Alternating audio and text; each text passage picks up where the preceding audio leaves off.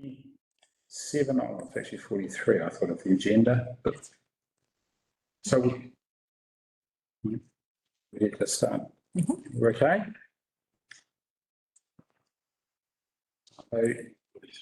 Oh, Jessie again. Thank you, Mr. Chair. So this report is covering quite a few matters in regards to our risk policy, process and risk appetites. So ARF previously requested to be part of the process of reviewing this policy, which is why we're bringing the staff proposed changes to you today, before this is taken to all of Council as part of the 3-yearly policy review. Significant work on the policy itself was done in 2020, and for this current 3-yearly review, we're just suggesting minor changes to the policy, and those are detailed in the report here today. The suggested changes to the policy are mostly to clarify the roles and responsibilities and the review periods of the policy and the risk appetite statements. The staff are suggesting to make it clearer that the policy is reviewed 3-yearly, but the risk appetite statements should be reviewed every year, at least by ARF. We are also keen to get direction on the review cycle of the policy, as we think it would work well to have the policy review at the start of the term of the newly elected members. We are also keen to get direction, we also have the risk appetite statements for your review and comment, and these are shown in the second attachment to your report. So we think some changes are likely needed to the risk appetite statements, and in your report we've detailed a couple that potentially need changing. However, we're asking the committee today to consider the full list of risk appetite statements and provide objective advice and recommendations on these. So we will take your feedback on the policy and the risk appetite statements and incorporate those before taking it to the full council for adoption. So I'm happy to answer questions or take feedback. Just have a question. Yeah. Thank you, Chair. Yeah. I see this amendment on page 7, I think it is, roles and responsibility. Yeah. Audit, Risk and Finance Committee. You have changed from annually reviews to periodically, and you have introduced annually in terms of endorses. So No, just my question is, both of things are unnecessary. Periodically doesn't mean anything.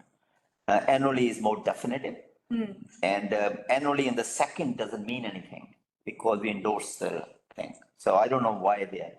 I guess it was a bit confusing as it was anyway. It didn't really say how often things would get reviewed, but we felt that the policy itself doesn't need lots of changes often, but the risk appetite statements are quite important to be updated and kept updated on a more frequent basis. So that was our theory behind it, but absolutely happy to take any direction you may have. I tend to agree that the word periodically is nondescriptive. Oh, I can change that to 3-yearly if you're happy with that.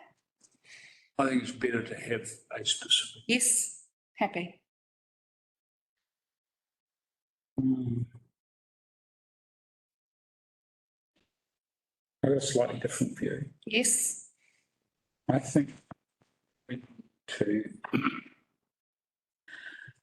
I agree that we should actually review the policy and the appetite statement post-triennium, right?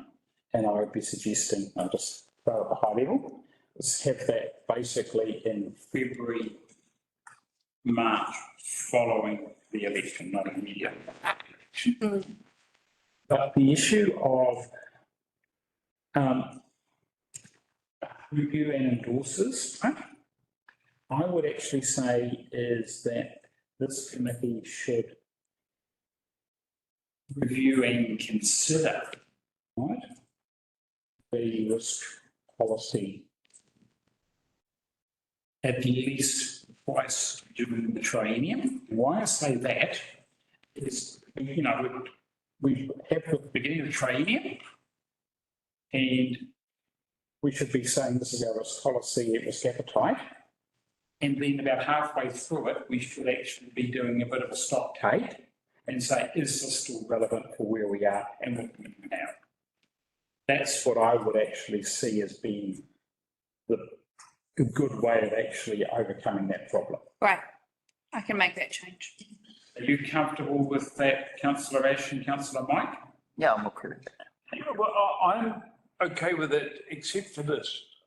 And I'm just thinking about, that timeline of, February, March, Yeah. well, it's Yeah, it's about, it doesn't have, my concern is, as we go through our learnings, right? Yep. And I'm almost inclined, right? Because of the workload of staff, I don't know when would be a good time, so no time seems to be a good time, right? Yeah. That we almost make these minor changes and then in not the, Early 2026. no, No? I'm going to be mean, right? We actually, as part of, right, we actually have a bit more of a detailed discussion on, maybe not at our next committee meeting, but in, what are we, later on this year. is it September, October-ish meeting? Yep. We actually have a bit more of a deep dive into our top 10 risks. And following that, we actually then just have a look at that in terms of, is the policy actually working? Do you, through the chair, think that we should just defer this policy until then? No. No? I suggest we actually make those changes, Okay, but we actually right? But as part of what I'm suggesting of that, it's a consideration. It's not a rewrite. It's not going back to basics. But I think the issue here is following our discussion over the LTP risks and the risks over the the landfills. And I don't want to burden the chief executive. We've got enough on your plate up until June. But in the September meeting, maybe we actually have a bit more of a deep dive into those risks. And following that, we actually, like we're doing now, have a look at our policy and say, how do those risks, deep dive risks, then align to our policy? And is it still fit for purpose?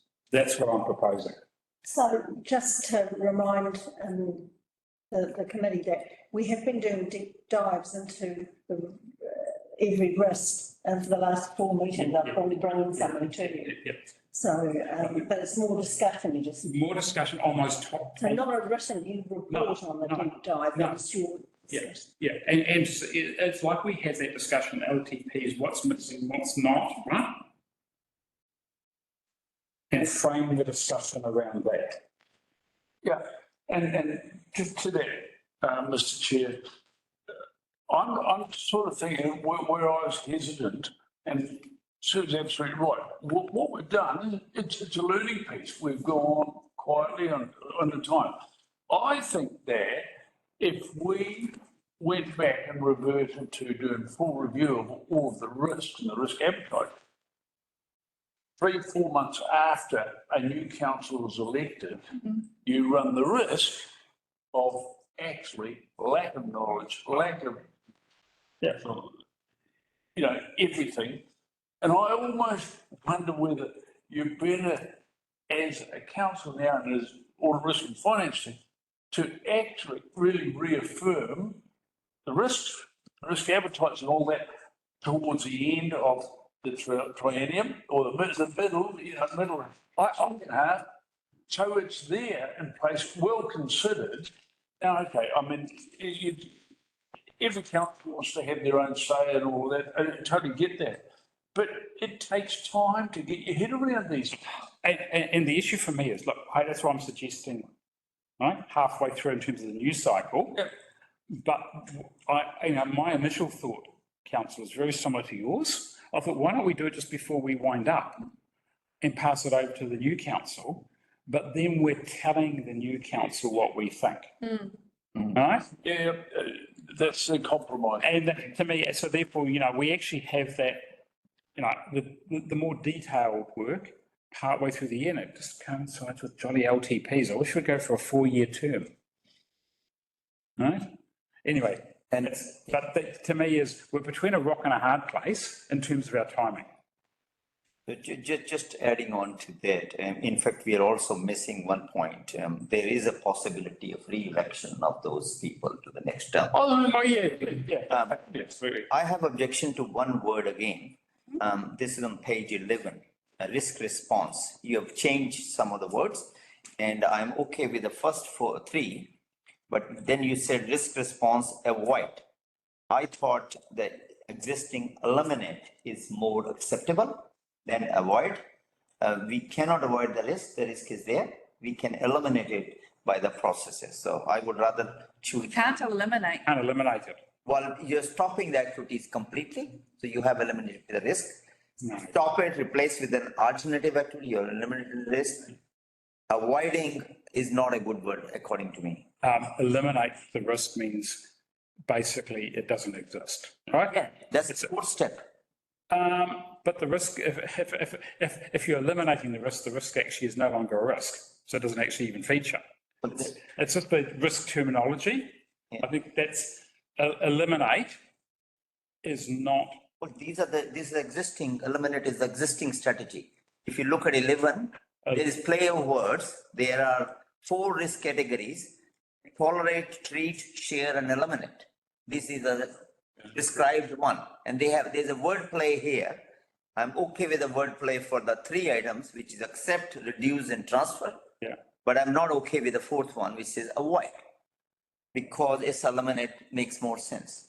Anyway, leave it to you. It doesn't matter to me. But I just thought we can play with the words, but not to the extent they are not a risk definition. Yeah. Thank you. Okay. I think it's closing time. Is it? It is closing time. Thank you very much. No, we need a resolution. So the resolution is, no, I'm actually, we approve the amended policy, it's minor, right? And, yeah, minor amendments, right?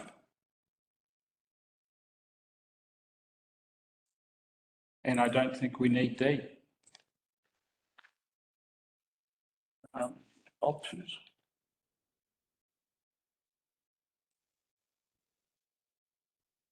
No. We're not changing the risk appetite statement, leaving it as is, okay? Yeah. All right, Leave it there. leave it like that. All right, so just moving B with change the word to minor, amendments at the end, and C as it is, and no D. I'm happy to move. Do I have a seconder? Yeah. Thank you, councillor Mike. All those in favour, please say aye. Aye. Carried. No further business. Declare the meeting closed. Thank you for your spirited bidding. Thank you, Mr. Chair. Thank you, Mr. Chair. What time is the flight? 2:30.